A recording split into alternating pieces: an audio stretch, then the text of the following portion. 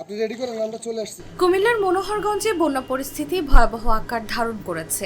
সময়ের সঙ্গে পাল্লা দিয়ে বাড়ছে বন্যার পানি। এতে উপজেলার 11টি ইউনিয়নের 145টি গ্রামই প্লাবিত হয়েছে। পানিবন্দী হয়ে পড়েছে প্রায় 2 লক্ষাধিক মানুষ। দাঁড়াও, তোমরা দাঁড়াও, ঘুরান যাবে না ভাই নৌকাটা? এদের উদ্ধারে ফায়ার সার্ভিস, রাজনৈতিক কর্মী এবং স্বেচ্ছাসেবী সামাজিক বিভিন্ন সংগঠন কাজ করছে।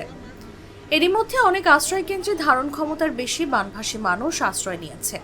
সরকারি ত্রাণ সহায়তা না পাওয়ায় বানভাসীদের রসদ জোগাতে হিমশিম খাচ্ছে ছাত্র সমাজ।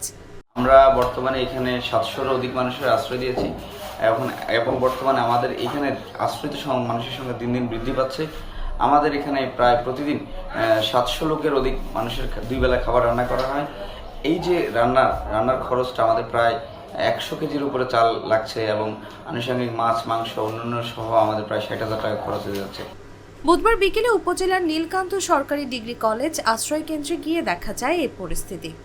আশ্রয় কেন্দ্রের আশপাশের 16টি গ্রাম থেকে 700-র বেশি মানুষ আশ্রয় নিয়েছে। এসব মানুষের দুবেলা খাবার জোগাতে হিমশিম খাচ্ছে স্বেচ্ছাসেবী শিক্ষার্থীরা। এই যে বর্তমানে এখন পর্যন্ত আমাদের এই কেন্দ্রে সরকারিভাবে কোনো ত্রাণ সহায়তা আমরা পাইনি এবং কি বেসরকারিভাবে যা আসছে তাও একেবারেই অপ্রতুল। বর্তমানে আমাদের প্রচুর ত্রাণ সহায়তার প্রয়োজন, বিশেষ করে পানি নামতে কিন্তু এখনো অনেক সময়ের প্রয়োজন লাগবে আরও, যেটা বোঝা যাচ্ছে। তো এই পর্যায়ে আমি দেশবাসীর কাছে উদারত আহ্বান জানাচ্ছি, আমাদের এই কেন্দ্রের মানুষের জন্য এবং আমাদের আশেপাশের গ্রামের মানুষগুলোর জন্য আপনারা চাল, ডাল, তেল সহ ইত্যাদি ত্রাণ সহায়তা পাঠান। গত 20 আগস্ট থেকে তারা এই আশ্রয় কেন্দ্রে খাবার বিতরণ অব্যাহত রেখেছেন। মনোহরগঞ্জ উপজেলা নির্বাহী কর্মকর্তা উজালা রানী চাকমা জাগো নিউজকে বলেন, নীলকান্ত সরকারি ডিগ্রি কলেজ আশ্রয় কেন্দ্রের বিষয়ে এরই মধ্যে উপজেলা শিক্ষা অফিসারের মাধ্যমে খোঁজ খবর নিয়েছি। আজকের মধ্যেই সেখানে ত্রাণ সহায়তা পাঠানো হবে। এছাড়া উপজেলায় বানভাসীদের জন্য 108টি আশ্রয় কেন্দ্র খোলা হয়েছে। দুর্গম এলাকাগুলোতে যেসব মানুষ পানিবন্দী রয়েছে তাদের উদ্ধার এবং খাবার পৌঁছানোর জন্য সরকারি, বেসরকারি সহ বিভিন্ন স্বেচ্ছাসেবী সামাজিক সংগঠন কাজ করছে।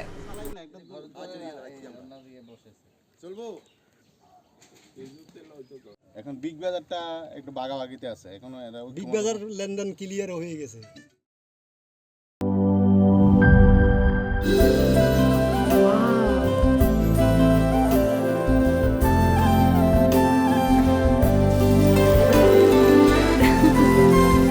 এটা shine shine platinum advanced electroplating ও আর্কিটেকচারাল ডিজাইনে বাড়াই বাথরুমের আভিজাত্য। শাইন প্লাটিনাম, রুচির প্রশ্নে আপোষহীন।